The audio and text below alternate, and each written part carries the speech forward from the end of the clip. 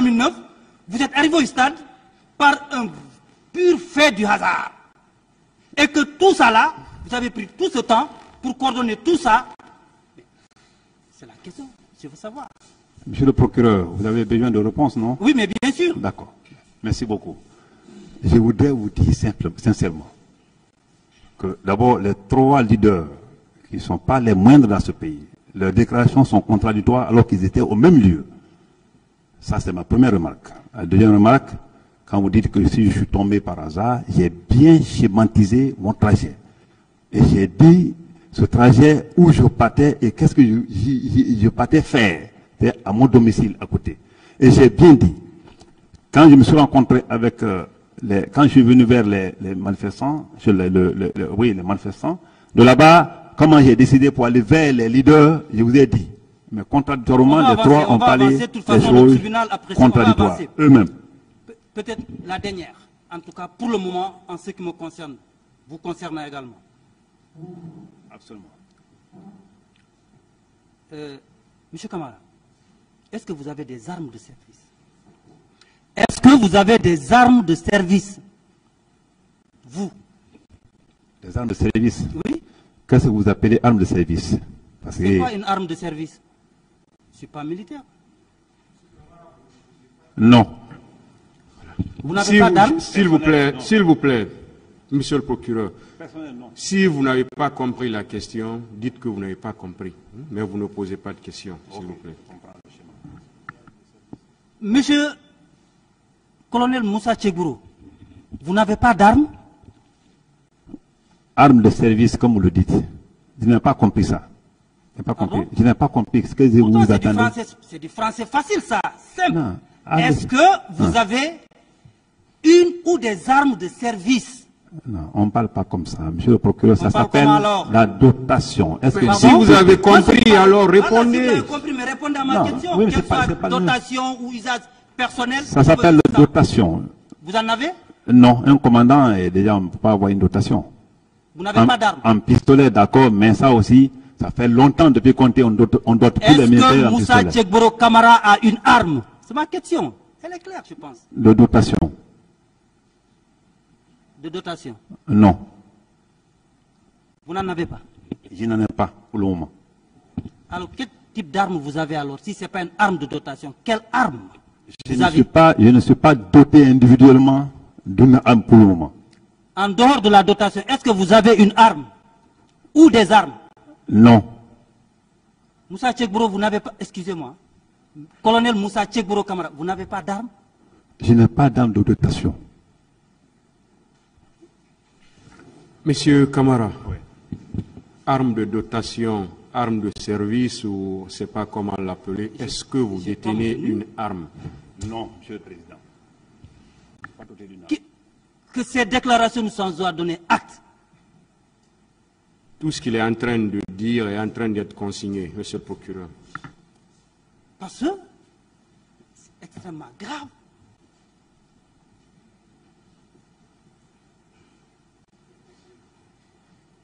Pour terminer, monsieur le Président,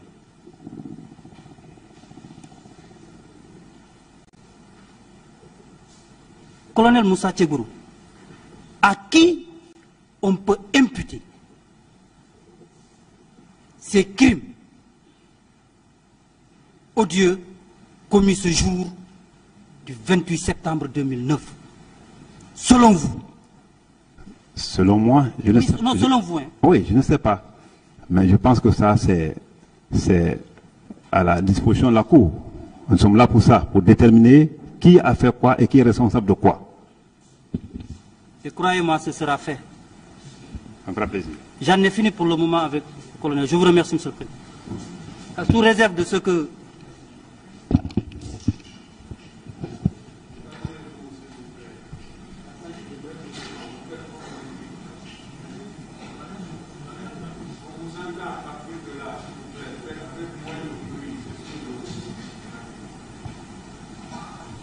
Merci, monsieur le Président. Nous allons donc continuer. Colonel Moussa Tchegboro Camara, vous étiez au stade Et vous aviez dit que vous avez pu sauver M. Jean-Marie Doré et l'âge d'Alain qui étaient blessés. Parfait, monsieur le procureur. En dehors des deux, vous n'avez vu aucun autre blessé ni un autre manifestant tué. Non, monsieur le procureur. Alors, à quel moment précis vous avez appris qu'il y a eu des cas de mort et de blessés au stade? À quel moment précis? C'était le soir. Je l'ai dit autrefois. Oui, c'était le soir. Vers quelle heure? Vers la nuit, quand on partait maintenant quand on quittait la chose, quand on quittait chez le capitaine Dadis pour aller chercher les leaders, c'est en ce moment qu'on en parlait dans la voiture, qu'il y a eu des morts effectivement. Mais le combien, on ne me l'a pas dit. Donc, de l'après-midi jusqu'au soir, vous n'avez rien appris? Moi, je suis venu chez le capitaine Dadis vers le soir. D'accord. C'est ça. Et quelle a été votre réaction lorsque vous avez appris? Monsieur le procureur, j'étais choqué. En réalité, comme vous connaissez, j'étais choqué. Et jusqu'à présent, je suis choqué. Même si c'était un seul mort, c'est vraiment choquant. Surtout les conditions dans lesquelles l'intéressé aurait trouvé la mort. Bien. Est-ce que vous n'avez pas appris ou bien vous n'avez pas entrepris des actes concrets pour d'abord flétrir ce qui s'est passé et éventuellement prendre des dispositions, parce qu'à cette époque-là, comme vous l'avez si bien dit, vous étiez chargé du grand banditisme aussi. Oui, monsieur le procureur, j'étais chargé du grand banditisme, mais il faut comprendre aussi que, je ne sais pas si c'est le même jour ou c'est le lendemain, et quand le capitaine Dadis a lancé son appel, je pense que pratiquement, et la remise, appel à remise, pour moi, et tout ça était là. J'ai continué ma mission quotidienne, et parce que je me disais que la communauté internationale est saisie. De facto, le procureur général s'est déjà saisi. Donc, vous n'avez entrepris aucune enquête pour essayer au moins de situer les responsabilités? Non, à mon entendement, non. Connaissant déjà que le procureur général s'en est déjà saisi. Bien. Et vos hommes étaient sur le terrain ces jours? Oui ou non? Oui. Ils étaient armés? Et je dis non, monsieur le procureur. En faisant les patrouilles, ils n'apportent aucune arme? En tout cas, selon mes consignes, non. Pas possible, si c'est la journée. Même des armes conventionnelles, ils n'apportent rien avec eux? Les armes conventionnelles par rapport Bon, puisqu'ils sortent pour faire des patrouilles, est-ce qu'ils peuvent aller comme ça là, bras ballants, ils n'ont rien? Ils vont pour faire des patrouilles? C'est des consignes données, la patrouille nocturne, d'accord. Mais la patrouille diurne, non, pas possible. Ils vont 4 par pick-up, 2, et voilà, il faut tourner. C'est une patrouille de dissuasion, les bandits, et tout. La nuit, on sort vraiment prêt parce qu'on a été toujours victime.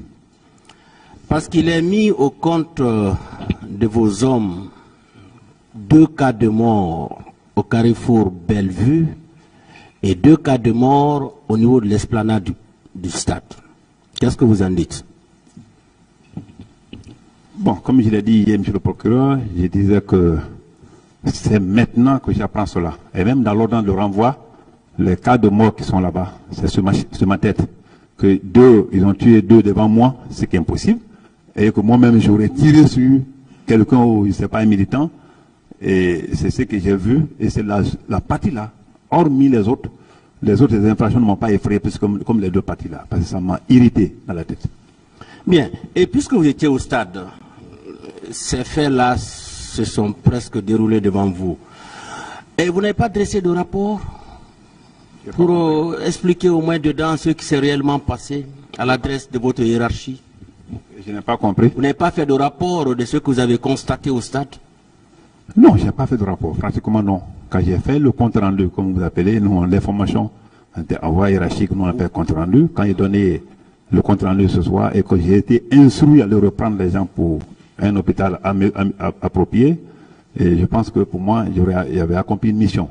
Donc, vous n'avez fait aucun rapport, vous n'avez fait aucun rapport écrit? Un rapport par rapport à cet événement, non. Parce que c'était instantané. Mon rôle là ne méritait pas un rapport comme c'était une mission planifiée. Bien, en votre qualité de secrétaire d'État chargé du grand banditisme des services spéciaux de l'antidrogue, à qui vous rendez compte de vos opérations, de vos activités? Monsieur le procureur, merci. Je disais hier que lorsque nous faisons des informations et que ces informations sont planifiées, la première personne, donc nous constatons la commission d'une infraction, c'était le procureur territorialement compétent. À l'époque, je pense que les parquets d'alors peuvent le confirmer. Donc, souvent, si je viens au Conseil des ministres, rarement d'ailleurs, c'est pour, avec un rapport, vous venez dire, alors on a fait ça, en fait, on a besoin de tels moyens. C'est quand il y a besoin de petits moyens, je vais là-bas. Vous savez, à l'époque, il n'y avait pas de budget. Par rapport au procureur, je crois que ça, c'est sur le plan judiciaire, n'est-ce pas? Oui. Et sur le plan administratif, parce que vous avez ces deux casquettes-là en tant qu'OPJ, vous rendez compte à quelqu'un de ce que vous faites? C'est ce que j'ai dit. Je relevais d'une structure gouvernementale. Lorsque une telle chose arrive et que j'ai besoin de rendre compte, je passe directement au Conseil des ministres, je fais mon compte rendu et par voie de rapport. Et je pense que le rapport là remonte par voie hiérarchique.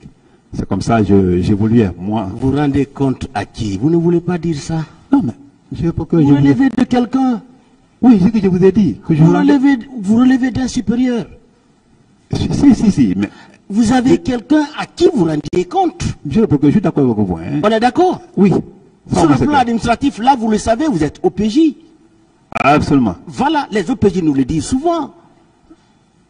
Quand ils font une activité, ils rendent compte au procureur, ça c'est sur le plan judiciaire, mais sur le plan administratif, ils ont une hiérarchie.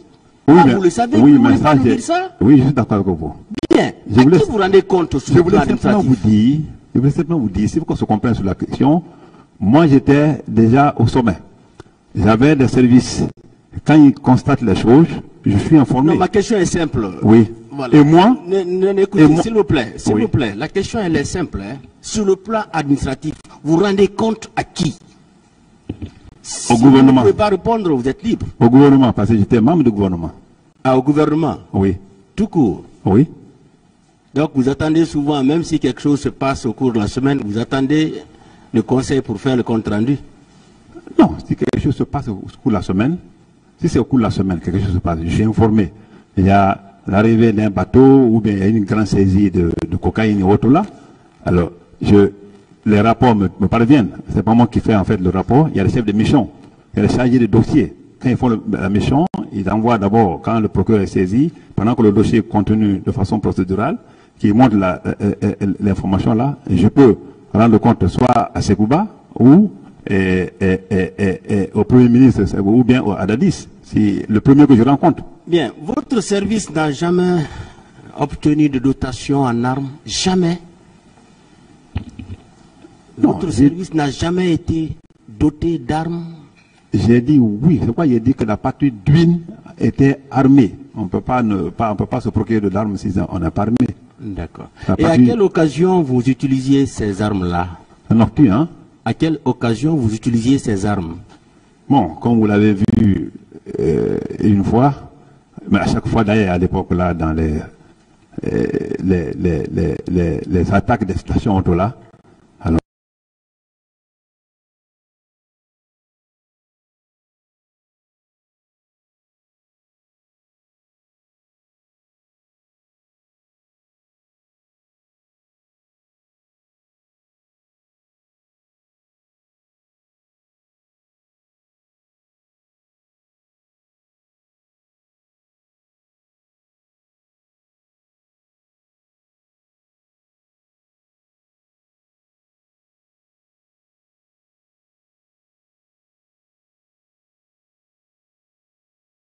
Et si vous commenciez maintenant? En route pour de nouveaux horizons. Aventure, évasion, rencontre, partage, dépaysement. Voir la Guinée autrement. Pour cette rentrée, nous vous proposons des inédits. Bienvenue sur Adafo Média.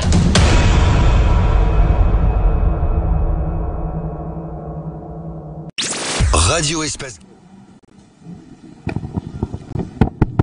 Je vous remercie, Monsieur le Président. Juste quelques questions de clarification. parce que nous avons suivi le colonel depuis bientôt 2 jours, mais il y a beaucoup de déclarations contradictoires, soit dans ses explications ou alors par rapport aux témoins qui ont été cités dans cette affaire et qui ont comparu devant les juges d'instruction. La première question que j'aimerais poser au colonel, c'est, vous avez parlé parlant de la nuit du 27, quand je vous ai posé la question hier, vous aviez dit que vous veniez très rarement au camp. Cela serait dû au fait que vous étiez en conflit ouvert avec M. Toumba Diakité. Est-ce que vous confirmez cette déclaration, mon colonel? Oui. Très bien. À quelle fréquence alors vous fréquentiez le camp?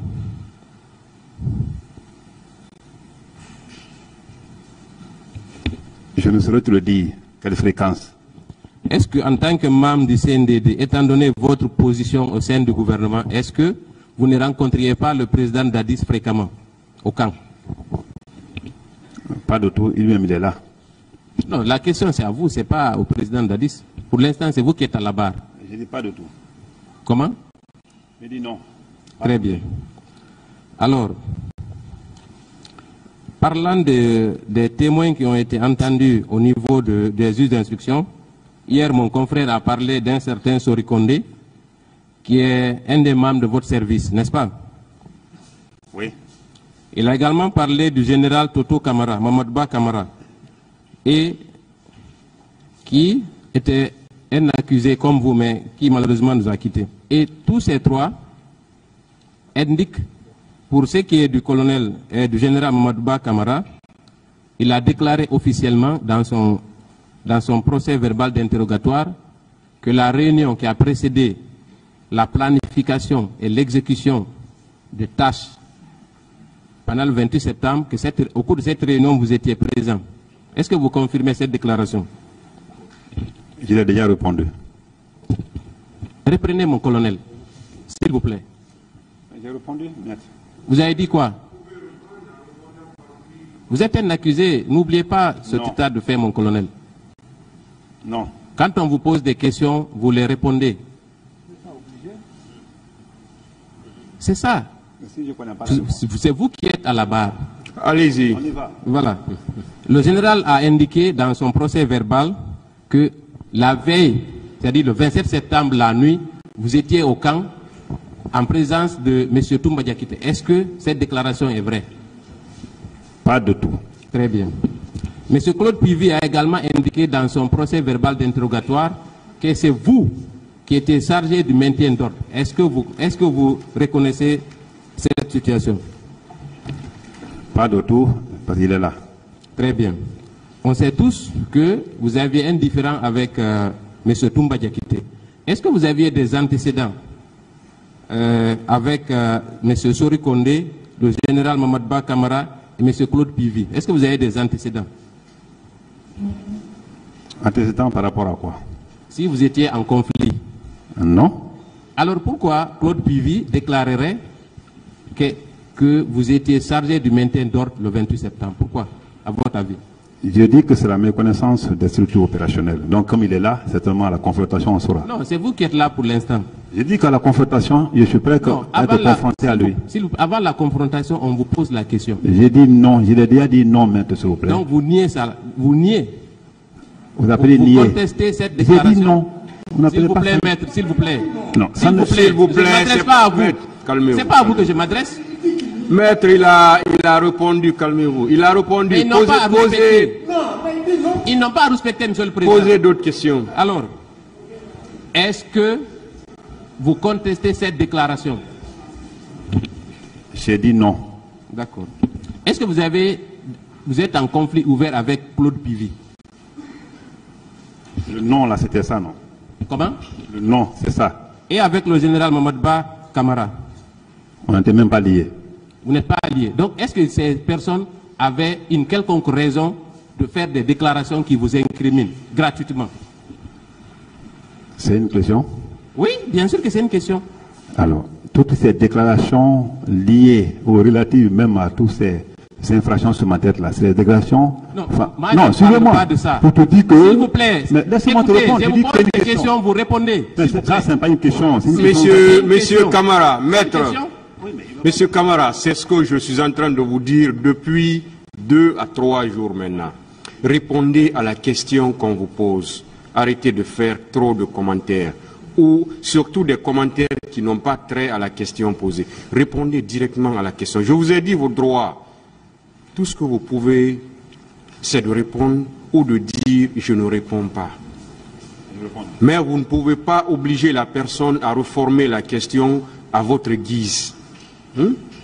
Donc répondez aux questions. Arrêtez de faire trop de commentaires, s'il vous plaît. Est-ce que, en l'absence d'antécédents et de conflits ouverts entre vous, M. Claude Pivy et le feu général Mamadba Toto Camara, est-ce que ces officiers avaient une quelconque raison de vous accuser gratuitement? C'est eux qui le savent. C'est eux qui le savent. Très bien. Est-ce que c'est logique de votre point de vue? De mon point de vue, je dis que c'est eux qui le savent. Ils viendront se justifier. Très bien. Vous êtes en train de vous embarquer dans la négation. C'est votre droit. Maintenant, Monsieur le Président, je voudrais poursuivre. J'avais une autre question. C'est concernant la présence des éléments de...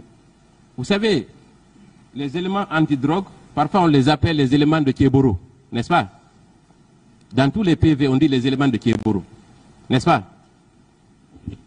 J'en suis fier. Très bien. Merci. Est-ce que, en déclarant à la barre qu'il y avait au moins 4 pick-up qui servaient à maintenir l'ordre en deuxième ligne, est-ce que vous confirmez cette déclaration? J'ai dit qu'il y avait 4 pick-up qui sortaient par jour. Moi, je parle du 28 septembre. Non, mais ce que j'ai dit, ce que je veux dire, je ne vais pas confirmer quelque chose. J'ai dit que ceux qui sortaient par jour et par nuit. Est-ce qu'on peut revenir? Terre. Est-ce qu'on peut revenir sur le cas du 28 septembre, s'il vous plaît? On est là-bas. Le 28 septembre, vous avez parlé d'une patrouille dont le rôle était de sécuriser, selon vos termes, les biens et les personnes après le passage des manifestants. Est-ce que vous confirmez cette déclaration? J'ai bien dit que c'était pour protéger derrière la manifestation, effectivement. Vous confirmez? Bien des autres, oui. Ok. Quelle définition vous donnez au maintien d'ordre? C'est quoi le maintien d'ordre pour vous?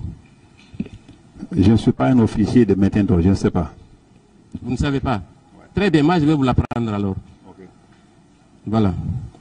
Le maintien d'ordre est l'ensemble des comportements et des actions visant à maintenir la paix civile. Est-ce que vos éléments qui étaient ce jour-là, au stade du 28 septembre, étaient là pour maintenir la paix et la quiétude sociale?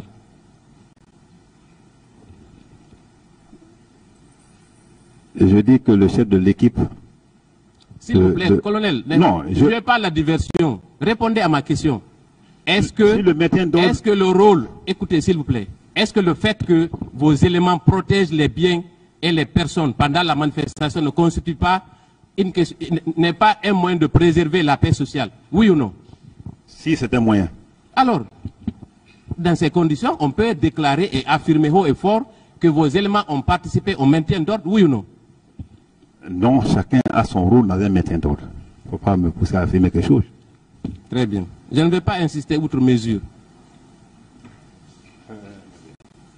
Je ne vais pas insister.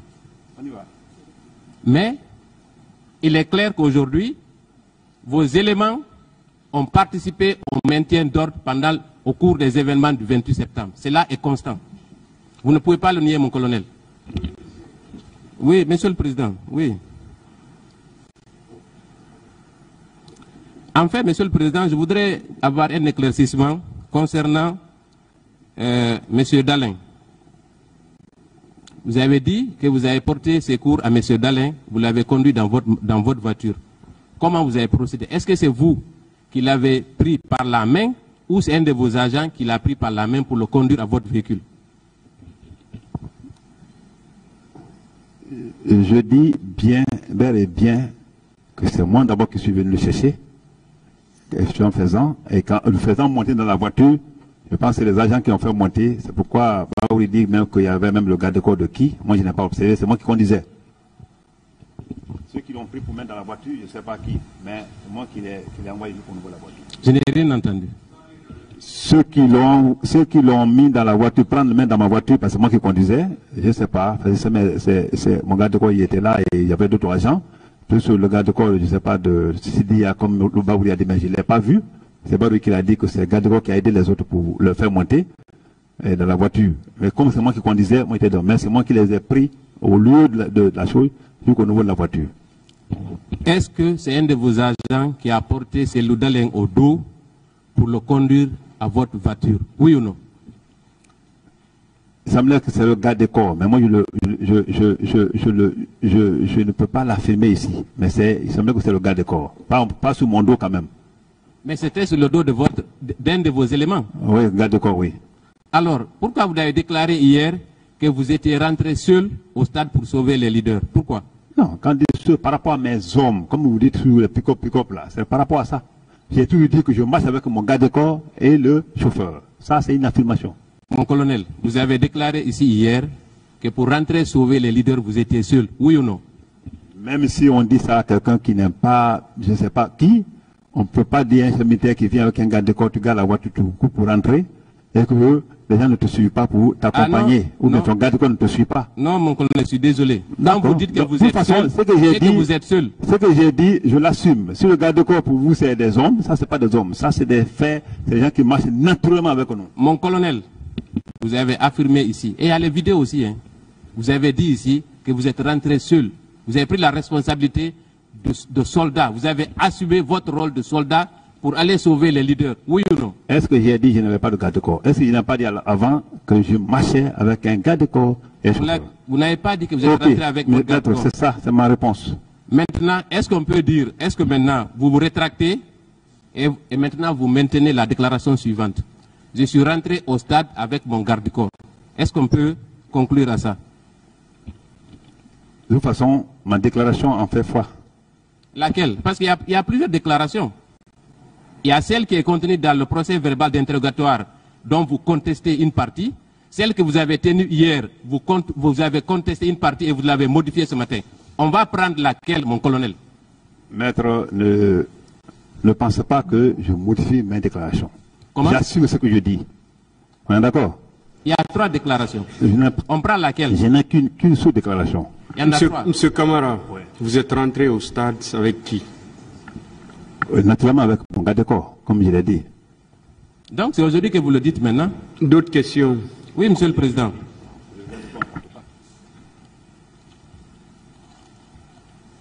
En fin de compte, monsieur mon colonel, vous étiez avec combien d'agents dans l'enceinte du stade, et au niveau dans la cour du stade? Vous étiez combien? Vous étiez avec combien d'éléments? Je ne peux pas te le dire. Je n'ai aucune idée par rapport si un groupe m'a suivi ou pas. Mais un groupe vous a suivi? Non, je ne peux pas le savoir parce que moi je courais. Comment? Je ne peux pas te dire exactement avec combien de personnes m'ont suivi pour rentrer, aller vers m'aider à accomplir cette mission. Même le garde corps que eux-mêmes ils disent qu'ils ont aidé les gens pour mettre dans la voiture. Si moi j'avais un monde fou derrière moi, le garde corps de Sidi a comme Baouri le dit, parce que lui il était blessé mais il était vraiment conscient. Il ne peut pas dire que c'est lui qui les a aidés, qui a aidé les autres pour mettre, arranger les leaders dans la voiture. S'il y avait un monde fou derrière moi, le garde corps ne serait pas là. Donc, ce qui est sûr, certain, je reconnais que je suis venu là comme mon garde corps parce que ce jour-là, je marchais avec lui et ça c'est naturel. Je n'ai même pas besoin de le compter car je sais qu'à partir de ce grade-là, on a vraiment un garde corps derrière. Voilà, et je voudrais terminer par une question qui vous a déjà été posée. Est-ce que pendant toutes ces années, vous n'êtes pas porteur d'une arme? Vous n'avez aucun pistolet avec vous? J'ai déjà répondu à la question. Non, reprenez. Je ne sais pas. Donc, depuis que vous êtes gendarme, vous n'avez jamais eu une arme? Il dit je ne sais pas. Entre les déclarations des témoins qui ont été entendus au cabinet d'instruction, les parties civiles qui ont été entendues et votre déclaration, laquelle devrait être retenue et faisant foi? laquelle est digne de confiance, mon colonel.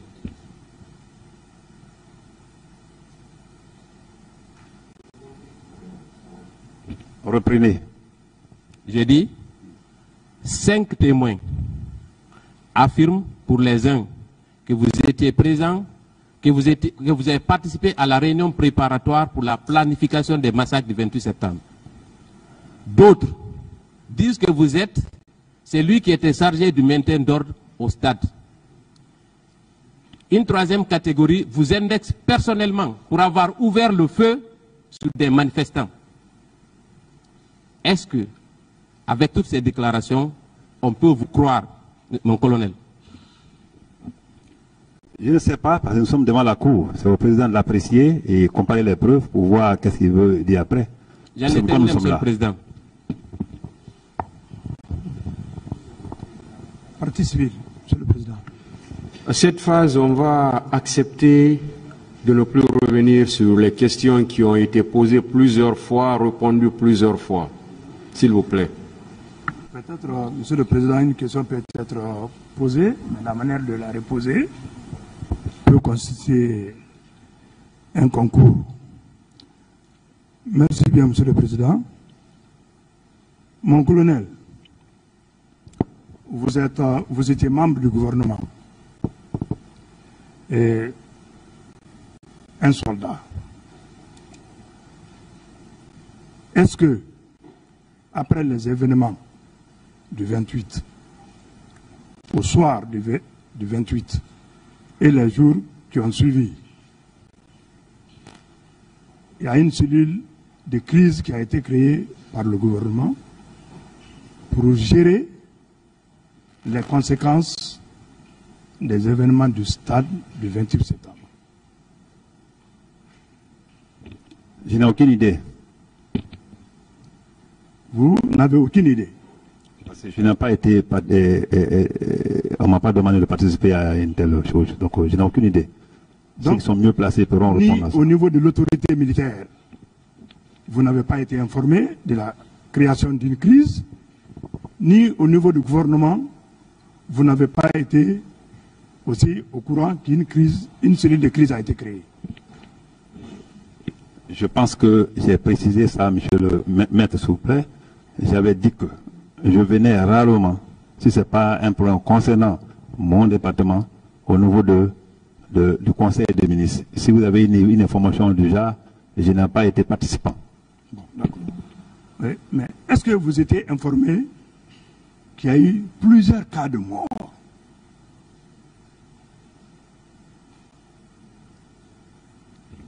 J'ai déjà répondu à cette question. Est-ce que vous étiez informé qu'il y a eu plusieurs cas de viol? Cela m'a été notifié devant, comment ça s'appelle ça? Le pouls de juge d'instruction. Est-ce que vous étiez informé qu'il y a eu plusieurs cas de blessés qui étaient alités dans les hôpitaux, dans les différents hôpitaux de la ville? Oui, par la radio, on a entendu effectivement qu'il y a eu des blessés. Je pense que les blessés étaient au compte de l'État là-bas pour leur traitement. Est-ce que vous vous êtes rendu au chevet de ces blessés une fois avec le président d'Addis ou bien un autre membre du gouvernement? Oui, je pense que tout le monde du gouvernement est responsable de ce pays ce jour-là, sont partis là-bas. Et j'y étais. D'accord. Merci bien, monsieur le président.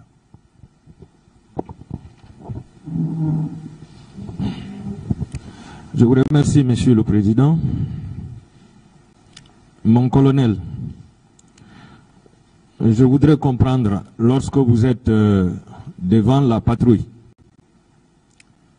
avec le chef de patrouille, est-ce qu'il vous est permis de donner des ordres là-bas ou des instructions?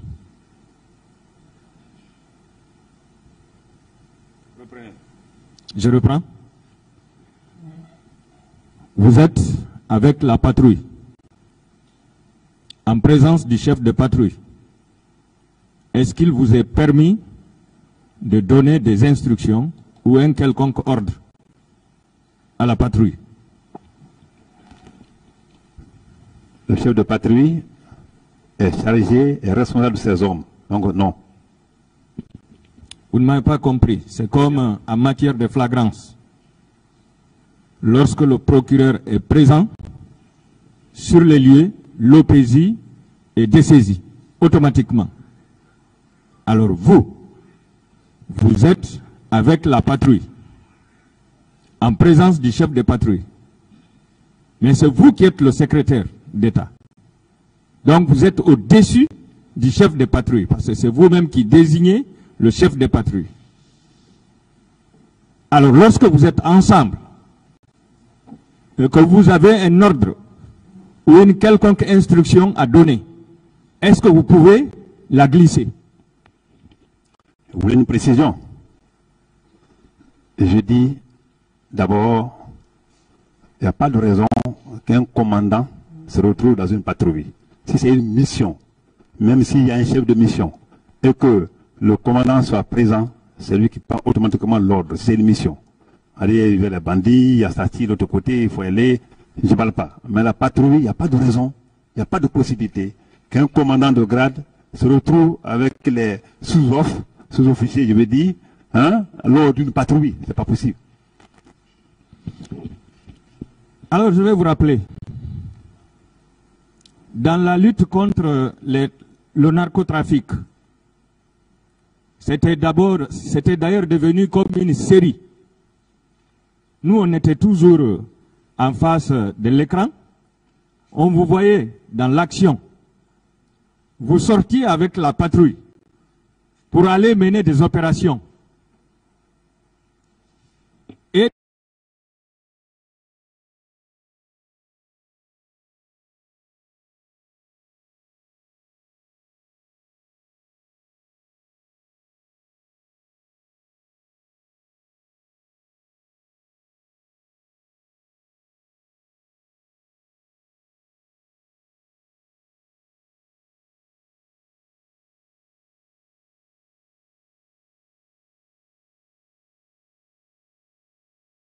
C'est deux choses diamétralement opposées, maître. d'accord, Je voulais expliquez. juste vous démontrer un peu.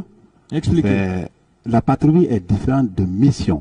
Je vous ai dit, lorsque le service est chaud, les éléments là, passent une information, ou vous faites une infiltration, ou un otage, vous faites une filature, et que au moment venu, il faut nécessairement planifier une opération, ça c'est une opération.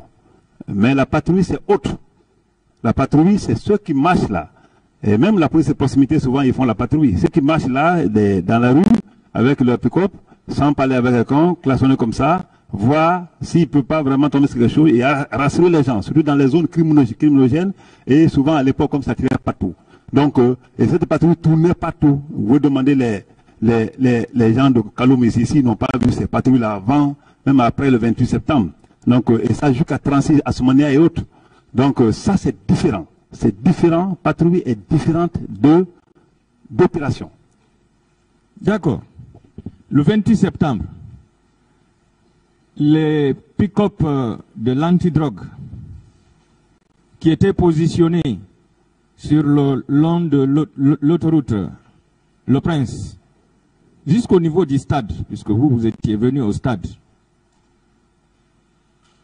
ces gendarmes étaient en patrouille ou bien ils étaient venus pour le maintien d'ordre? Je n'ai pas compris la question. Disposer d'où à où? De Bambeto jusqu'au stade du 28 septembre. Maître, toi-même tu confirmes. Vous-même vous confirmez. Je m'excuse. Oui. Mais ce n'est pas possible. Comment? Moi, ça ne me dit oui, rien. mais monsieur le procureur, je ne le fais pas par l'impolitesse. C'est l'habitude. Parce que sinon, c'est loin d'être ce que vous imaginez, s'il vous plaît. Là, je me force. Le maître me l'a dit déjà. Je vais me forcer, mon frère. Pardonnez, hein? D'accord. Alors, vous confirmez, mais avec certitude. Je suis désolé, mais je vous apprends.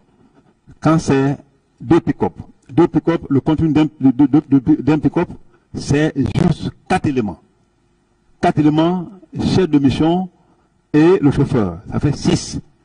Ça c'est, si vous avez 2, vous avez pratiquement 12 éléments. Et vous parlez d'un jalonnement de Bameto jusqu'à au stade, ça c'est un bataillon ça. Je dis que je suis complètement... Je tombe de nu, hein. Sinon, ce que vous dites là, en réalité, on a fait trop de patrouilles, on n'a jamais eu de problème. Mais ce jour-là, nous voici devant là-bas. Ça ne s'est jamais fait.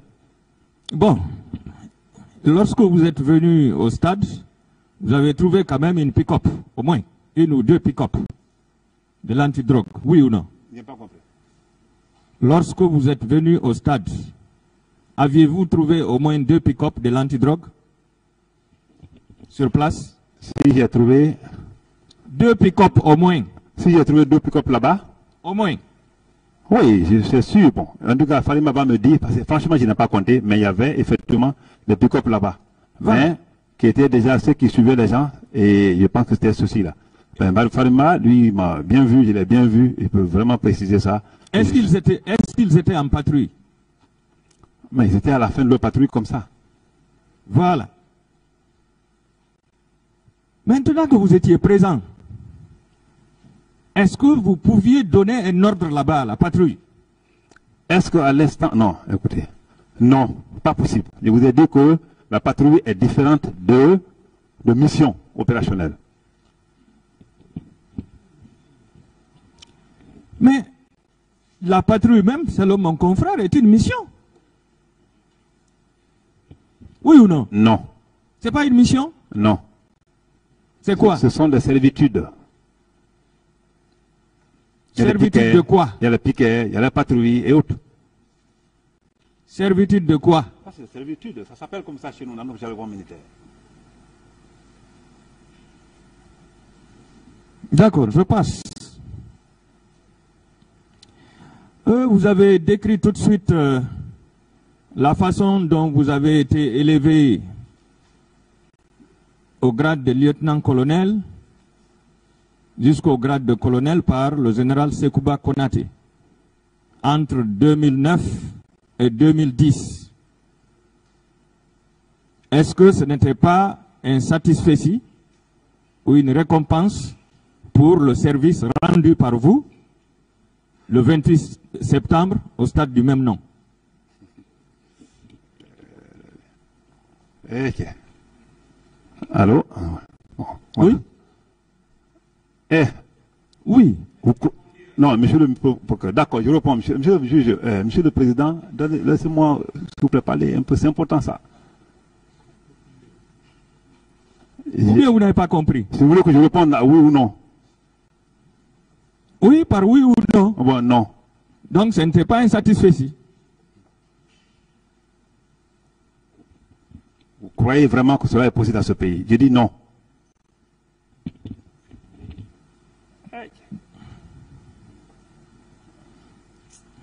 Quel est le problème qu'il y a dans ce pays? Oui, c'est lui qui a parlé de problème tout de suite. D'accord. Le 28 septembre 2009,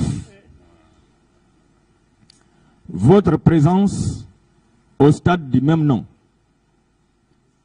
aviez-vous agi en tant que responsable administratif ou en tant qu'agent d'exécution?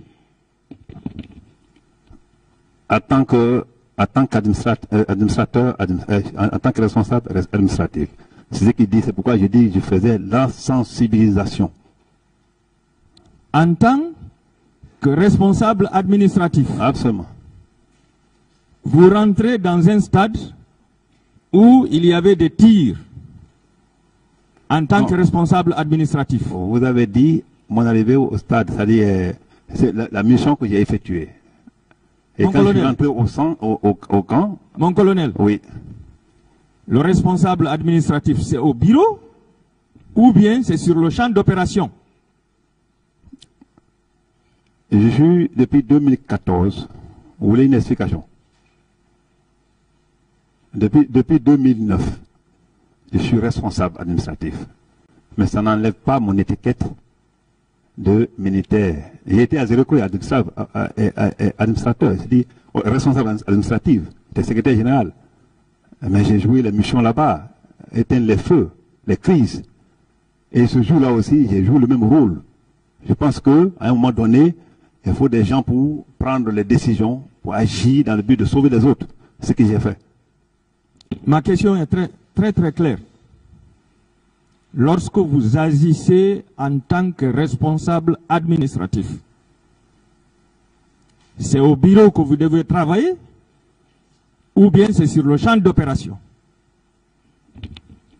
Je prends l'exemple du chef d'état-major général des armées ou des chefs d'état-major particuliers ou du haut commandement de la gendarmerie, du haut commandant de la gendarmerie. Lorsqu'ils agissent en tant que responsables administratifs, c'est au bureau qu'ils agissent ou bien c'est dans les lieux de manifestation? Dès lors, d'abord, le schéma, vous avez suivi ce que j'ai fait le matin, ça c'est autre chose. Et quand j'ai attendu le coup de fusil, du fait de venir sauver les gens, si cela était un crime, je n'en sais rien, mais j'ai agi en tant que soldat. Et maintenant là, même en baisse comme ça, s'il y a quelque chose qui se passe ici, avant que vous ne réagissiez, j'étais le premier à réagir. Je suis formé pour ça. Je passe. Mon colonel, vous avez déclaré dans votre interrogatoire que vous aviez fait un compte-rendu au chef de l'État, le capitaine Moussa Dadis Camara, ce jour. Oui ou non? J'ai déjà répondu. D'accord. Techniquement, est-ce qu'il y a un compte-rendu sa mission?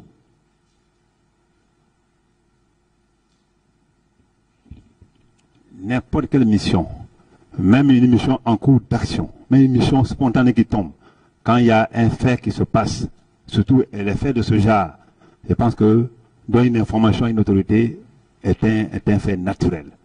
Nous, on donne l'information, c'est ce qu'on appelle dans notre jargon compte rendu. Il ne faut pas coller ça à autre chose. Si Non. vous comprenez autre chose, je pense que j'ai déjà répondu à ça. Non. Donner l'information et faire un compte rendu font deux. Nous, on ne donne pas l'information à un chef. Quand on est chef, on te fait deux comptes rendus. Voilà. Mais le compte rendu suppose que vous On rend avez reçu des une honneurs, mission. on ne salue pas. Le compte rendu suppose que vous avez reçu une mission. Vous avez exécuté la mission et vous faites le compte rendu. Oui ou non? Pas du tout. Pas du tout. Il faut vous renseigner très bien. Je suis surpris, mon colonel. Je vous remercie, monsieur le président. Bonjour. Bonjour, monsieur Camara. Oui. Bonjour, mon cher ami. Mon colonel, et répondant à l'une des questions de monsieur le procureur, vous avez dit que vous étiez OPJ. Vous le maintenez? OPJ formé, mais au moment des faits, je suis secrétaire d'État. Lorsqu'on assume une fonction de ce genre, on n'est plus OPJ. Bon, je voudrais bien qu'on distingue. En dépit de ce que vous étiez secrétaire d'État, est-ce que vous vous considérez encore comme OPJ? Non. Et pourquoi non? Pourquoi je viens de donner l'explication, je pense. Bon. Lorsqu'on assume une fonction administrative, à ce niveau, on n'est plus OPJ, même si on est diplômé. C'est quoi un OPJ? Je ne sais pas. Vous l'apprendrez par la suite. Est-ce que vous aviez une habilitation pour être OPJ? Est-ce que j'ai dit que je suis OPJ? Je ne suis pas OPJ à cette fonction. Si je suis OPJ diplômé, d'accord. Voilà, c'est ce qui m'amène à dire, je ne comprends vraiment pas pourquoi vous étiez présent dans ce stade. Secrétaire d'État, ministre, patron des services spéciaux, vous étiez versé dans la lutte contre la drogue, contre le grand banditisme, contre la criminalité. Vous étiez membre du CNDD. Comment se fait-il que, en toutes ces qualités-là, il n'y a que vous qui étiez là-bas, pendant qu'il y avait d'autres membres du CNDD? Qu'est-ce que vraiment qui vous a motivé à être présent là-bas ce jour-là? Moi, vraiment, je pose toujours cette question-là. Est-ce que cela a trait entre si je suis au PJ ou pas? Et j'ai bien expliqué cette question, ça a été bien compris, je pense que je reviens là-dessus. Bon, je ne suis pas d'accord, mais j'accepte votre réponse. D'accord, tant mieux. Et quel risque auriez pu vous auriez pu courir en revenant au stade sauver d'autres personnes? Parce que vous avez déclaré, vous n'aurez jamais pris le risque, ou plutôt vous n'avez pas pris le risque de revenir parce que vous-même, vous craignez pour votre vie.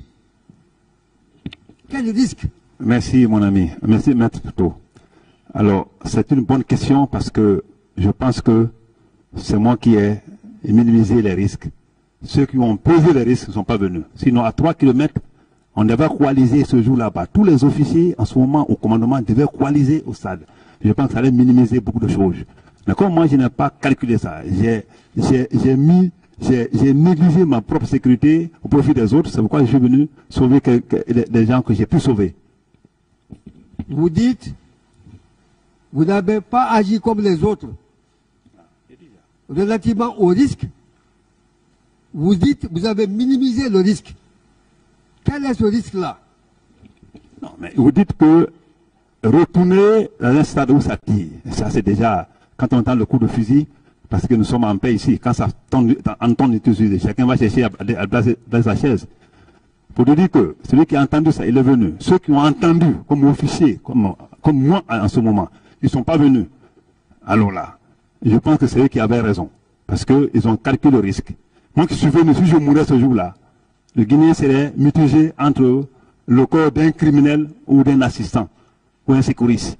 C'est pourquoi j'ai dit que vous avez raison, que c'est une bonne question et que moi j'ai minimisé ces risques-là. Malgré le dilemme que j'avais, j'ai décidé de faire le rôle de soldat, même mourir ou vivre, mais il faut sauver les autres. C'est ce que j'ai fait. D'accord. Vous êtes venu spontanément au stade parce que votre devoir de soldat vous a assigné à vous y présenter. Alors, les leaders que vous avez sauvés, ils étaient à quel endroit? Les leaders, ils étaient à quel endroit?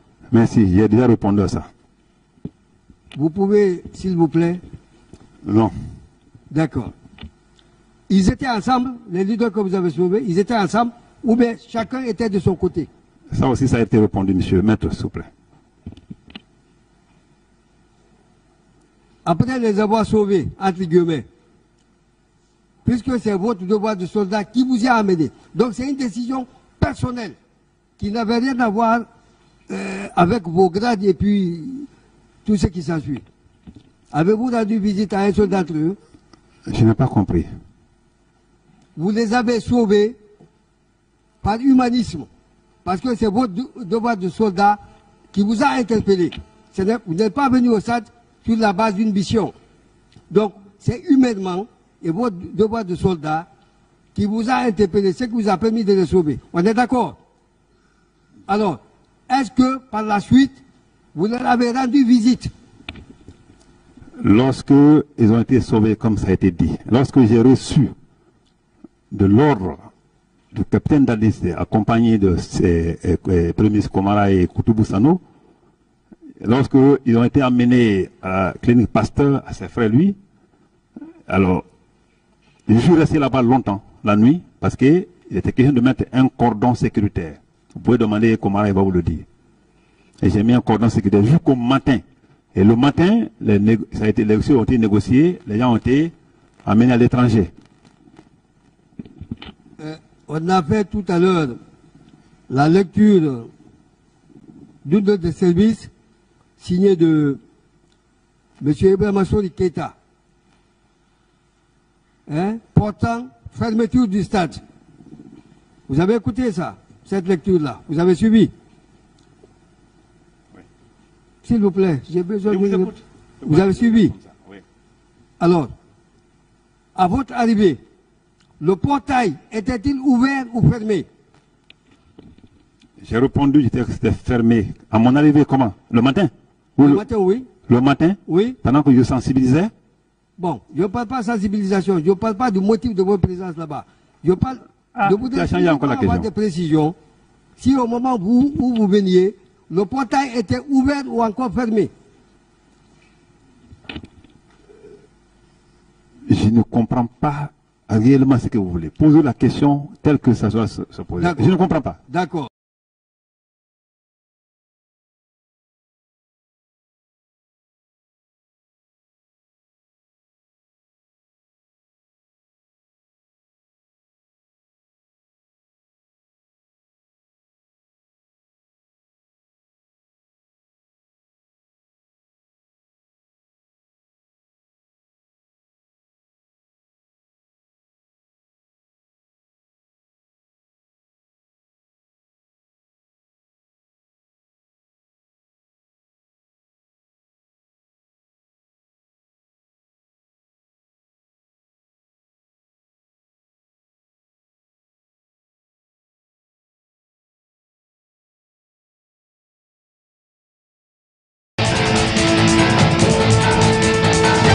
Radio Espace Guinée. Depuis 15 ans, vous l'avez adopté en terre guinéenne. Radio d'actualité, de divertissement en continu, Radio Espace offre à ses auditeurs de grands rendez-vous d'information qui développent, analysent et décryptent tous les thèmes de l'actualité internationale et nationale et propose une véritable ouverture sur le monde. Pour fêter ses 15 ans en grande pompe, retrouvez-nous très bientôt à Dakar. Radio Espace Sénégal sur 99.9 à Dakar. Très bientôt. Très bientôt. Radio Espace Sénégal. À jamais première.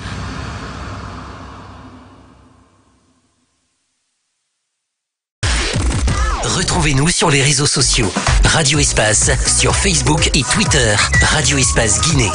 Numéro 1 sur les réseaux sociaux depuis plus de 10 ans.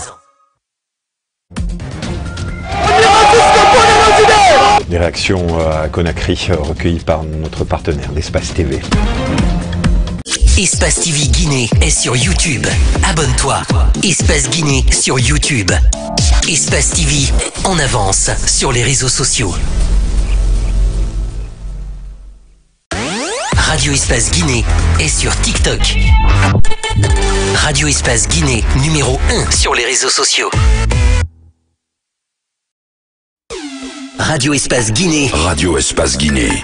Amalapouya, Gorée, Koréra, Boubouya, Dabis, Pont de Fer, Solaya, Limania, Katako, Kolaboui, Filira, Amdalaï sur 99.7. Radio Espace Kakandé, la plus bagataille. La plus bagataille des radios. Les talents sûrs ne meurent jamais. Quelles que soient les épreuves, les difficultés, les crises, les circonstances, ils arrivent toujours à se surpasser et restent sous les projecteurs. Avec l'audace, tout devient possible. Les plus beaux palmarès de l'audiovisuel guinéen, c'est sur Adafo Média. Adafo Média, le futur, vivons-le ensemble. Espace TV Guinée est sur YouTube. Abonne-toi. Espace Guinée sur YouTube. Espace TV en avance sur les réseaux sociaux. Radio Espace Guinée. Radio Espace Guinée. Amalapouya, Gorée, Koréra, Boubouya, Dabis, Pont de Fer, Solaya, Limania, Katako, Kolaboui, Filira, Amdalaï sur 99.7. Radio Espace Kakandé, la plus bagataille. La plus bagataille des radios.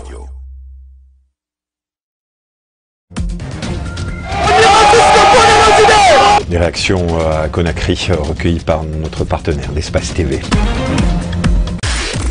Retrouvez-nous sur les réseaux sociaux. Radio Espace sur Facebook et Twitter. Radio Espace Guinée. Numéro 1 sur les réseaux sociaux depuis plus de 10 ans. Dans tout le Nabaya. Dans tout le Nabaya. Baté, Mandiana, Sigiri. C'est Radio Espace sur 99. Radio Espace Cancan. La plus cancanaise des radios. Vivez une fête sensationnelle, mortelle, exceptionnelle. Multidimensionnelle peut-être? Non, désolé. Ah d'accord. Ce modèle d'annonce, il n'y a que Adafo Média pour le faire. Pour toute information, contactez-nous 628 06 06 60. Adafo Média. Et si vous commenciez maintenant? Radio Espace Guinée est sur TikTok. Radio Espace Guinée, numéro 1 sur les réseaux sociaux.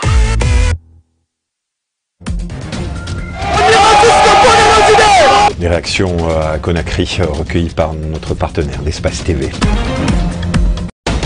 Les talents sûrs ne meurent jamais. Quelles que soient les épreuves, les difficultés, les crises, les circonstances, ils arrivent toujours à se surpasser et restent sous les projecteurs. Avec l'audace, tout devient possible. Les plus beaux palmarès de l'audiovisuel guinéen, c'est sur Adafo Média. Adafo Média, le futur, vivons-le ensemble. Espace TV Guinée est sur YouTube. Abonne-toi. Espace Guinée sur YouTube. Espace TV en avance sur les réseaux sociaux. Retrouvez-nous sur les réseaux sociaux. Radio Espace sur Facebook et Twitter. Radio Espace Guinée. Numéro 1 sur les réseaux sociaux depuis plus de 10 ans. Radio Espace Guinée. Depuis 15 ans, vous l'avez adopté en terre guinéenne. Radio d'actualité, de divertissement en continu, Radio Espace offre à ses auditeurs de grands rendez-vous d'information qui développent, analysent et décryptent tous les thèmes de l'actualité internationale et nationale et propose une véritable ouverture sur le monde. Pour fêter ses 15 ans en grande pompe, retrouvez-nous très bientôt à Dakar. Radio Espace Sénégal sur 99.9 à Dakar. Très bientôt. Très bientôt. Radio Espace Sénégal. À jamais première.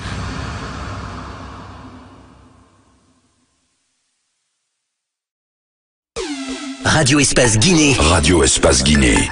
À Malapouya, Gorée, Koréra, Boubouya, Dabis, Pont-de-Fer, Solaya, Limania, Katako, Kolaboui, Filira, Amdalaï sur 99.7. Radio Espace Kakandé, la plus bagataille. La plus bagataille des radios. En route pour de nouveaux horizons. Aventure, évasion, rencontre, partage, dépaysement. Voir la Guinée autrement. Pour cette rentrée, nous vous proposons des inédits. Bienvenue sur Adafo Média.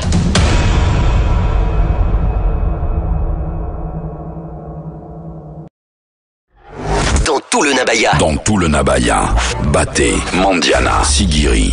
C'est Radio Espace sur 99. Radio Espace Cancan, la plus cancanaise des radios. Vivez une fête sensationnelle, mortelle, exceptionnelle. Multidimensionnelle peut-être? Non, désolé. Ah, d'accord. Ce modèle d'annonce, il n'y a que Adafo Média pour le faire. Pour toute information, contactez-nous 628 06 06 60. Adafo Média. Et si vous commenciez maintenant? Radio Espace Guinée est sur TikTok. Radio Espace Guinée, numéro 1 sur les réseaux sociaux.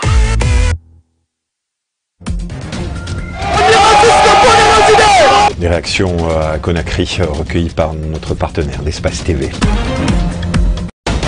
Les talents sûrs ne meurent jamais. Quelles que soient les épreuves, les difficultés, les crises, les circonstances, ils arrivent toujours à se surpasser et restent sous les projecteurs. Avec l'audace, tout devient possible. Les plus beaux palmarès de l'audiovisuel guinéen, c'est sur Adafo Média. Adafo Média, le futur, vivons-le ensemble. Espace TV Guinée est sur YouTube. Abonne-toi. Espace Guinée sur YouTube. Espace TV en avance sur les réseaux sociaux. Retrouvez-nous sur les réseaux sociaux. Radio Espace sur Facebook et Twitter. Radio Espace Guinée. Numéro 1 sur les réseaux sociaux depuis plus de 10 ans. Radio Espace Guinée.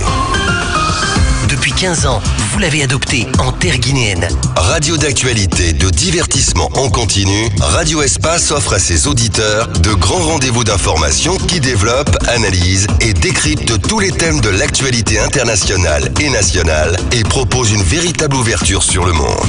Pour fêter ses 15 ans en grande pompe, retrouvez-nous très bientôt à Dakar. Radio Espace Sénégal sur 99.9 à Dakar. Très bientôt. Très bientôt. Radio Espace Sénégal. À jamais première.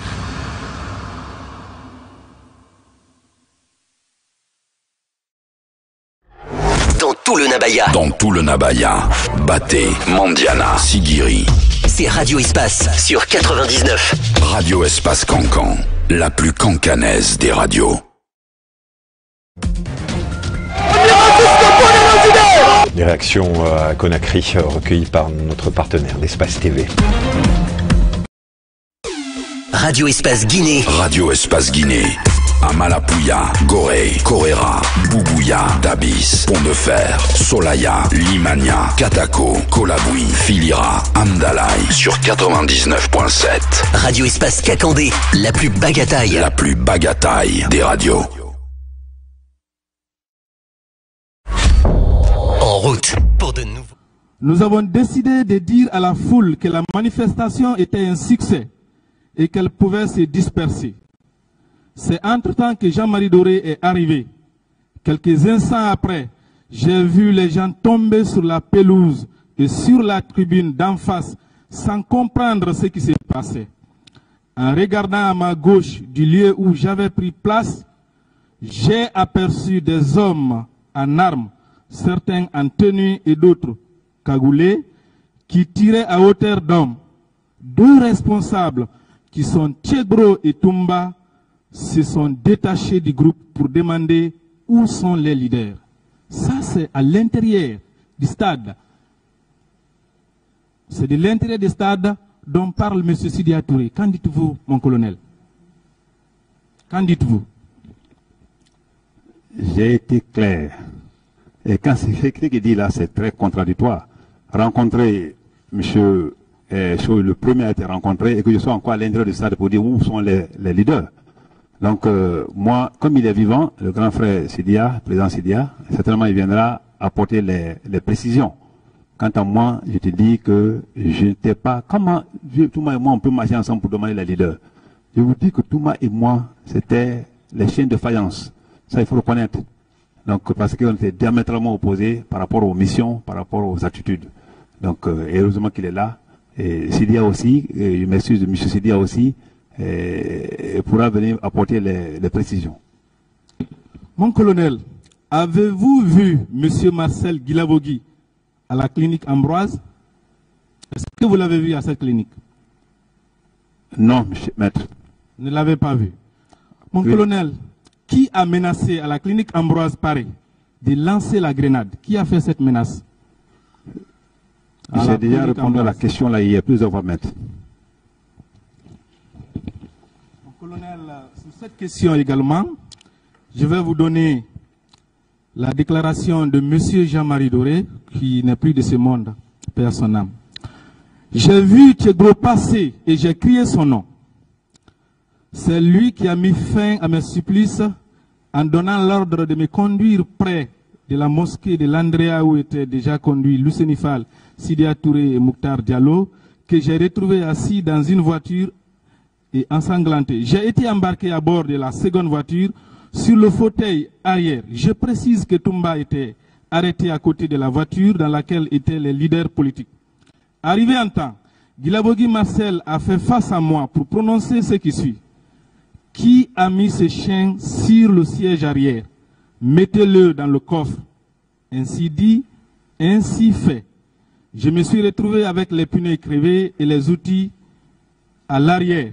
Quelque temps après, nous nous sommes retrouvés devant la clinique Ambroise Paris. Tchegro a ordonné de nous faire conduire pour recevoir les premiers soins. Aussitôt, Marcel Guilavogui a dit ceci. Tchegro, tu es un traître. Si un de ces chiens met pied à terre, je lance la grenade que je tiens dans la clinique et je te brûle la cervelle. Qu'en dites-vous, mon colonel? Malheureusement, il n'est plus là. Que la terre soit légère. Mais comme vous lisez en tant que procédurier, c'est un grand avocat, vous savez déjà qu'il y a toute une contradiction dans l'intérieur même de sa déclaration. Comment se fait-il? Il parle même de l'Andrea. L'Andrea, tu connais l'Andrea, la différence entre l'Andrea et Ambroise Paré? Moi, il dit que de mes pas l'Ambroise de stade, quand j'ai pu embarquer ceux que j'ai embarqués, je suis parti avec eux directement à la clinique Paris. Le seul arrêt que j'ai fait, c'était avec les policiers qui venaient au sens contraire. que je les ai dit que vraiment ça ne va pas là-bas, et puis moi j'ai continué. On discutait, on n'a pas fait 2 minutes. J'ai continué parce que je voyais les gens qui avaient le sang. Alors, et puis, c'est pendant que je débarquais que les pick-up de Touma et ces hommes-là sont venus. Je n'ai pas vu Marcel, parce qu'il n'y a rien de me dire à Marcel, je ne l'ai pas vu au stade. Comment il va parler là? À la clinique Pasteur. Et ce que Jean-Marie Doré dit là, c'est très compliqué à déchiffrer, quoi. Malheureusement, il n'est plus là. Mon colonel, excusez-moi du mot. Si M. Marcel vous traite de traître, quelle consigne ou quel accord peut-être entre vous, quelle consigne avez-vous reçu ensemble que vous n'avez pas totalement respecté? Je n'ai pas compris. Il vous traite de traître. À mon sens, il faut qu'on viole une consigne reçue ou un accord. Que s'est-il passé pour qu'il vous traite ainsi? Monsieur Marcel, oui. C'est pas lui qui m'a dit traître. Pas du tout. Monsieur Jean-Marie Doré n'a fait qu'il rappelle les propos de M. Marcel. Oui, Ambroise. J'ai entendu ce mot. C'est Ambroise pareil, c'est pas M. Marcel, parce que je n'ai pas vu là-bas. S'il était là-bas, moi je ne l'ai pas vu. Parce que la réalité, chacun pour soi, Dieu pour tous, nous sommes au pénal. Donc la responsabilité individuelle, quoi. Moi je ne l'ai pas vu là-bas. Okay. Mon colonel, dans les jours qui ont suivi le 28 septembre, un groupe de jeunes s'était regroupé à la maison des jeunes de Dixine-Port pour entreprendre une grève de faim pour protester contre les violences survenues au stade du 28 septembre. Êtes-vous allé, avec 2 pick-up de gendarmes, rencontrer ce groupe de jeunes à la maison des jeunes de Dixine-Port? À la maison des jeunes de Dixine-Port? Oui. Pas le 28 septembre, dans les jours qui ont suivi le 28 septembre. Oui. Vous vous rappelez? Oui. Alors, ce groupe de jeunes dit que lorsque vous êtes arrivé, vous avez traîné ces membres dans la boue en les tirant les pieds. Est-ce que c'est exact? Est-ce que c'est ce que vous avez fait? Le chef de quartier de Dixine-Port, M. Ali Bangoura Barissouma, je ne sais pas, de Dixine, pourra vraiment vous donner des précisions par rapport à ça. Le quartier où je suis logé, même si tu es fou, il ne faut même pas penser à soi-même en tant que militaire, mais pensez un peu à ta femme et tes enfants. Je n'avais qu'un seul enfant, à l'époque, je le précise. Mais il y avait des frères collégiens, lycéens qui vivaient avec moi. Pensez à ces gens-là, à tes proches. Le quartier où tu as tout vu. Moi, je suis très d'accord avec les jeunes de Dixine. Hein. Vous pouvez demander de 2009 jusqu'à maintenant là. Même si je rentre tout de suite là-bas, c'est vraiment le patriarche, quoi. Comment je vais dans un lieu où les enfants sont regroupés, ils disent qu'ils sont en grève de faim, au lieu de les amadouer, le dorloter. Comme j'ai dit, j'ai commencé à le traiter, à le traîner dans la boue. C'est bon. Tout ce qui se dit aujourd'hui, c'est parce que c'est le moment de le dire. Et heureusement que nous sommes devant un tribunal qui saura vraiment apprécier et prendre les bonnes décisions en fonction des preuves et en fonction des vérités. Mon colonel, ces jeunes disent aussi que vous étiez venu avec du pain et du corned-beef et que vous leur avez demandé, vous leur avez fait une proposition. Soit vous coupez la grève de faim en mangeant ce pain, ou je vous donne 100 coups aux fesses. Avez-vous dit cela? Non, et que finalement, n'ayant pas le choix, ils ont mangé? Pas de tout, cela ne me semble pas du tout. Vous n'avez pas dit ça? Pas de tout, maître. Vous n'êtes pas venu avec du pain? Quoi? Avec du pain, vous n'êtes pas venu avec du pain avec vous? Non, quand ils sont en grève de faim, même de l'argent j'ai donné. De l'argent je les ai donnés. Et tout a été fini là. Les gens ils ont compris, les chefs de quartier a parlé, chacun a pris une notation donnée. Je pense que c'était l'ambiance qui était là-bas ce jour-là. S'il y a une presse qui était sur le terrain, je pense qu'il peut apporter. Tu envoies les gens, tu vas vers les gens pour leur dire, écoutez, voilà. Et c'est le chef de quartier qui me l'a dit, hein. Le chef de quartier de Dixine, je pense que c'est Ali Bangoura Oussouma. Bon, je ne sais pas trop. C'est lui qui m'a informé qu'il y avait cette situation. Et on est parti ensemble avec lui. En ce moment, il faut traîner les gens dans la boue, il faut leur dire, vous le prenez ou je vous donne des coups de pied. Je ne suis pas trop violent, hein. Si vous voyez même crier comme ça, c'est pas parce que c'est ma façon de parler naturellement, mais je ne suis pas violent de tout. De tout. Mon colonel, ces jeunes disent également que vous les avez amenés au camp Al-Fayaya, où ils ont été torturés la nuit, dans vos locaux. Et que pendant les scènes de torture, ils entendaient les cris dans d'autres chambres. Il y avait d'autres personnes qui pleuraient, qui étaient aussi en train d'être torturées. Qu'en dites-vous? Ça, c'est pas l'œuvre du colonel Kebro, certainement. C'est un autre Kebro, ça. Mais c'est pas chez moi. Quand on dit Kanefaya, c'est vague. Non, mais ils disent que c'est chez vous. Ils sont montés aux escaliers en haut, c'est là-bas. Ils auraient été torturés. Et dans mon bureau. Mon colonel, mais non, je suis très précis. C'est important. Dans vos locaux, c'est vous qui les avez amenés là-bas. Je n'ai aucune idée parce que c'est un fait qui ne s'est jamais produit chez moi. Pas vous possible. n'avez aucune idée. Mon colonel, ces jeunes disent également qu'après avoir subi les tortures, vous les avez mis dans un conteneur où ils ont trouvé 2 autres personnes. Dans un conteneur où ils ont passé toute la nuit. Est-ce que vous vous rappelez? Oui, dans un conteneur qui se trouvait près de votre bureau. Bravo. Mon bureau d'abord il était en haut. Oui, oui, mais le conteneur était en bas, Le conteneur était en bas. Ah, vous les avez mis dans ces conteneurs. Ça peut arriver, parce qu'en Guinée tout est possible. Hein. Et c'est que le conteneur était suspendu quelque part. Mais monsieur, je vous dis, maître, c'est grave, hein, toutes ces accusations fortuites là, c'est vraiment grave. Mais je vous dis, et je vous rassure déjà que cela est impossible. Mieux, jamais un conteneur, ce jour-là, au Kanefaya là-bas, il n'y avait même pas de conteneur autour de mon bureau. Demandez n'importe qui. Il y avait un violon, effectivement, et mes violons, même ici, les procureurs qui faisaient souvent les visites là, et le procureur est là, il sait comment je traite s'il faut supposer ou bien présumer bandit ou autre, c'est même climatisé, violon climatisé, c'est chez moi seulement qu'on trouvait. Donc, conteneur, mettre les hommes dedans comme je ne suis pas un humain, pour quel intérêt? Et puis, moi, je vais profiter pour vous dire un petit mot, si vous voulez accepter. D'accord. Mon colonel, ces jeunes précisent que le matin, c'est M. Koutoubou Sano, qui était à l'époque secrétaire général des affaires religieuses, et le colonel Chérif Diaby, je crois qu'il était ministre de la Santé à l'époque, qui est même dans votre groupe, il est aussi accusé, que c'est les 2 qui sont venus les libérer le matin pour les conduire à l'hôpital d'Onka. C'est une précision de détail. Il s'agit des personnes qui sont bel et bien vivantes. Qu'en dites-vous? Heureusement, ils sont là. M. Diaby est là. Demandez à M. Diaby, au temps de CNDD, si on se voyait au moins 2 fois par 2 mois. Demandez-le. Parce qu'il était quasiment de l'autre côté et moi j'étais au camp. Demandez-le. Et encore mieux, ce que vous venez de dire, ce n'est que les allégations fortuites sur ma tête. Et Dieu est grand. J'ai un monsieur en face, certainement il va essayer de démontrer tout ça là, pièce par pièce, pour trouver la vérité qu'il faut. Monsieur le Président, j'en ai terminé pour le moment sous toute réserve. Je vous remercie.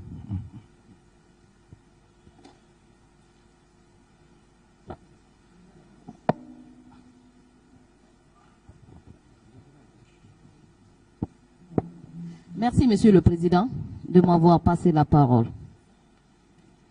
Monsieur Kiboro, j'ai parcouru le procès verbal d'audition de partie civile de Monsieur Jean-Marie Doré. Il est dit ceci. C'est le lieu de rendre hommage au chef d'état-major de la gendarmerie, l'actuel général Baldé et son adjoint C.C. Balamou, pour tout ce qu'ils ont fait pour sauver les leaders politiques et sauvegarder l'image de notre pays. Sans eux, mes collègues et moi serions tués le même jour. Qu'en dites-vous? Merci, madame, ou maître, je ne sais pas. Vous êtes libre. D'accord. Merci, madame, je préfère le mot là, j'aime ça. Donc, madame, d'abord, feu Jean-Marie Doré, il confond tout, hein. Il confondait tout certainement. M. C.C. Balamou n'a jamais été son adjoint, ça c'est un. Deuxièmement, ce qu'il dit, c'est mieux, c'est bon, c'est lui qui a parlé. Vous remerciez quelqu'un. Et il a dit d'avoir fait quelque chose, je ne sais pas quoi. Mais je vous dis, et je réitère ici, le risque que j'ai pris, si d'autres le prenaient, je pense que beaucoup allaient trouver vraiment la vie sauve. Un. Deuxièmement, je pense que ce remerciement, je ne suis pas contre ça.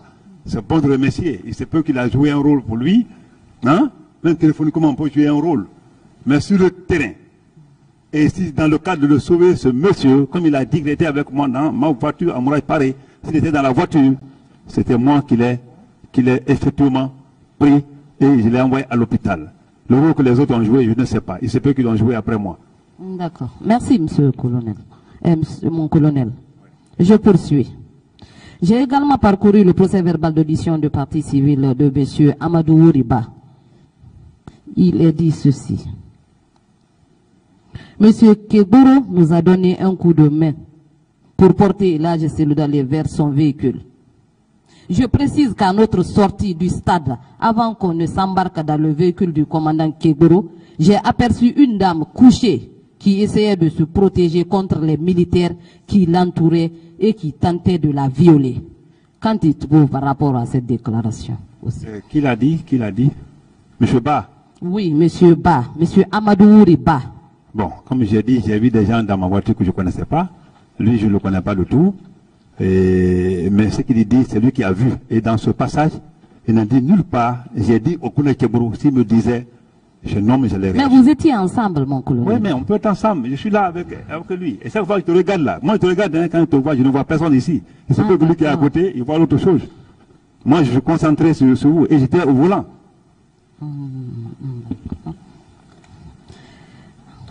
Ok, merci, Monsieur le Président. C'est les deux questions de précision.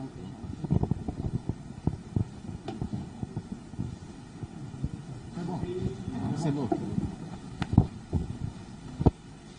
Oui, Monsieur le Président. Mon colonel, tout à l'heure, vous avez écouté les différentes questions. On est en train de dire de l'autre côté que vous niez les faits. Vous êtes inscrit dans la logique de la dénégation. À ce stade du procès, est-ce qu'il faut se permettre d'avancer de tels propos ou est-ce qu'il faut apporter les preuves de l'accusation?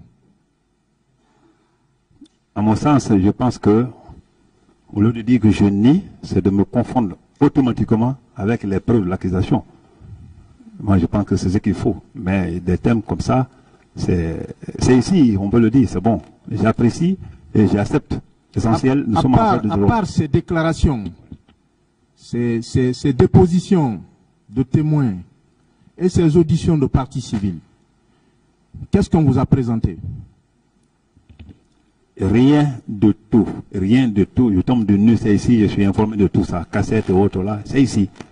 Et j'ai demandé dans ma déposition que je voulais être confondu à toutes ces preuves ou aux éléments qui pouvaient vraiment porter un préjugé sur ma personne.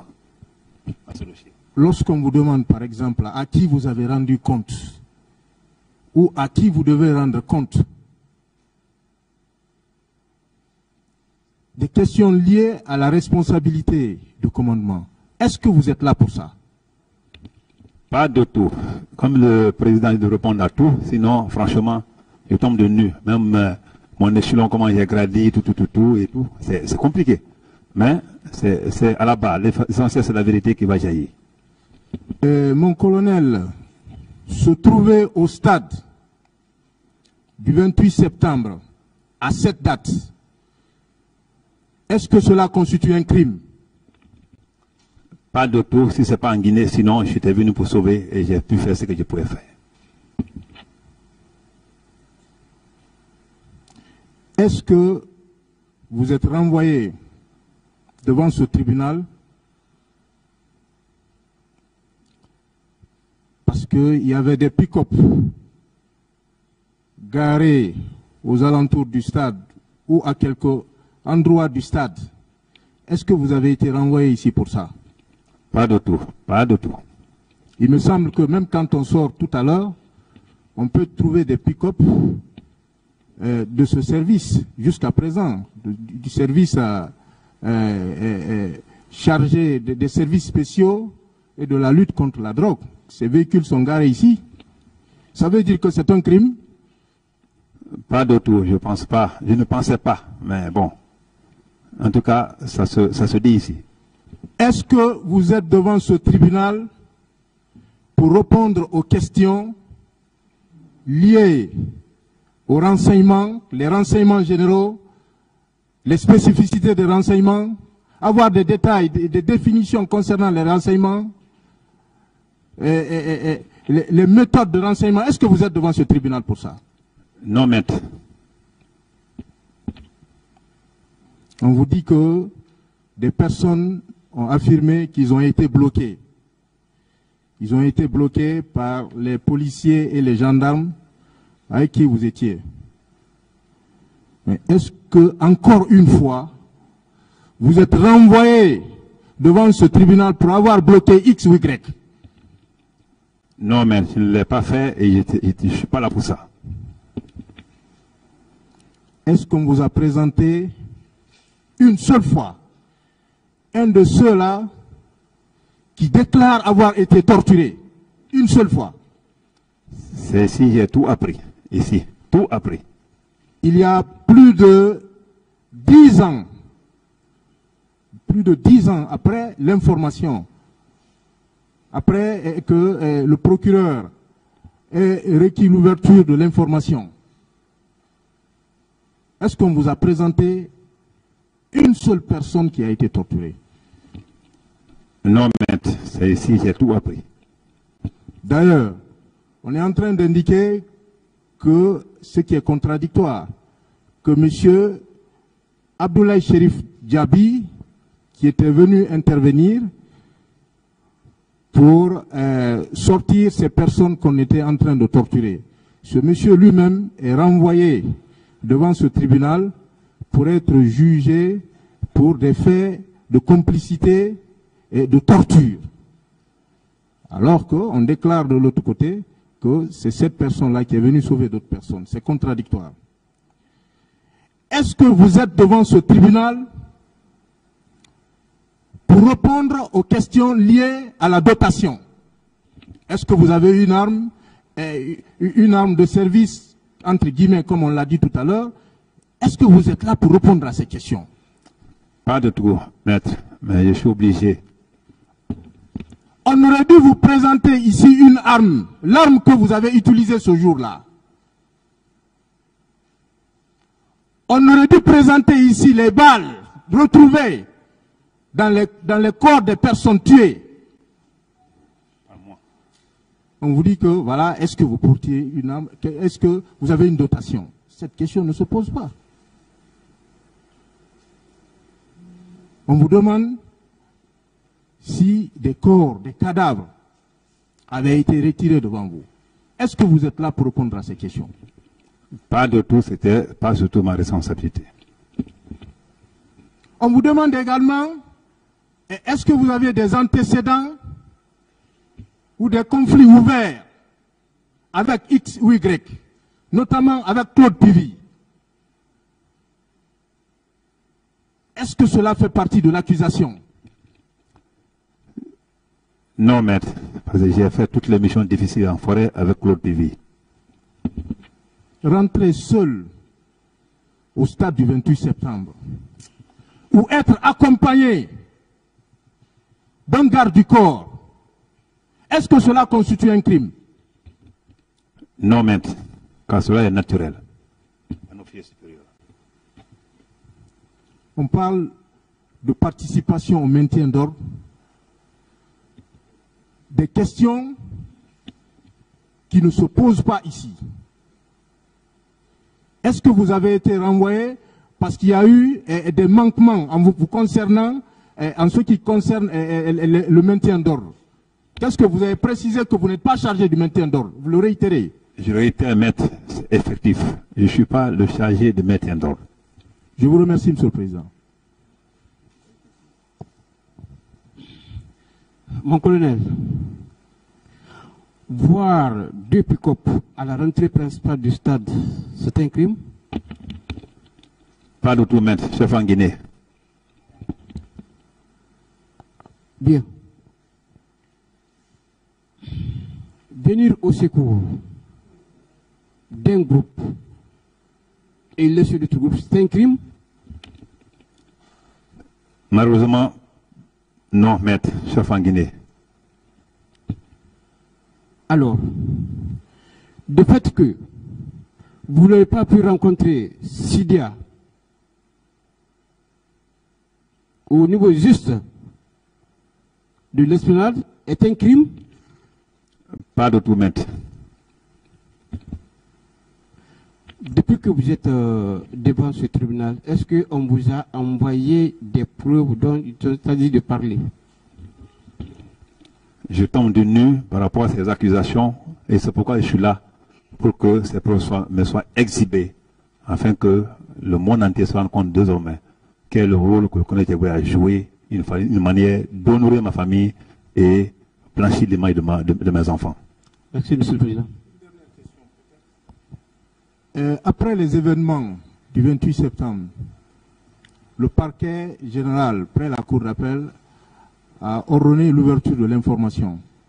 Est-ce que notre service, parce qu'on est en train de dire qu'avez-vous fait, est-ce que vous avez fait un rapport, vous avez fait ceci ou cela, est-ce que notre service, à partir de l'ouverture de l'information ou des réquisitions pour l'ouverture de l'information, est-ce que notre service était compétent pour agir? Bon, ça c'est dépend de moi, je pense qu'il y avait d'autres services, mais en tout cas, moi je n'ai pas été saisi bête. Ce que je veux dire, à partir du moment où le procureur général a ordonné l'ouverture de l'information, le dossier est entre les mains de la justice, est-ce que notre service devait agir par la suite? Oui, maître. Est-ce que notre service était compétent pour pouvoir agir? Est-ce que... Je n'ai pas compris la question. Non, je reformule la question. Non, je reformule. Est-ce que notre service devait se saisir de cette affaire à partir du moment où la justice est déjà saisie? Ce que j'ai dit tout de suite là, quand le procureur m'a posé la question, j'ai dit que dès lors que le président d'Addis a fait un appel et que, à cause de cet appel-là, et que la communauté internationale était saisie, et que dès lors là, après le lendemain de la chose, dès lors que le procureur général s'en était saisi, ou le procureur territorialement compétent, qui est Duxi, s'en était saisi du dossier, je pense que nous, on ne pouvait rien faire maintenant si on n'était pas saisi par ce procureur. Merci, Monsieur le Président.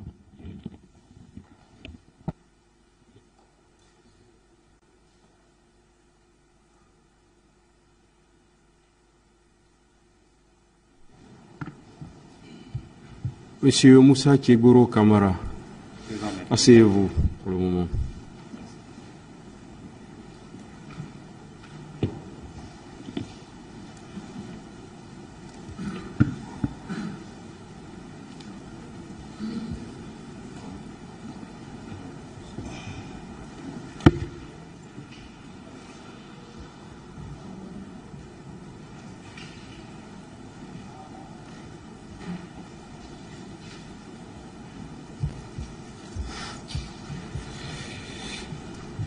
Est-ce qu'on va suspendre l'audience pour quelques instants? L'audience est suspendue.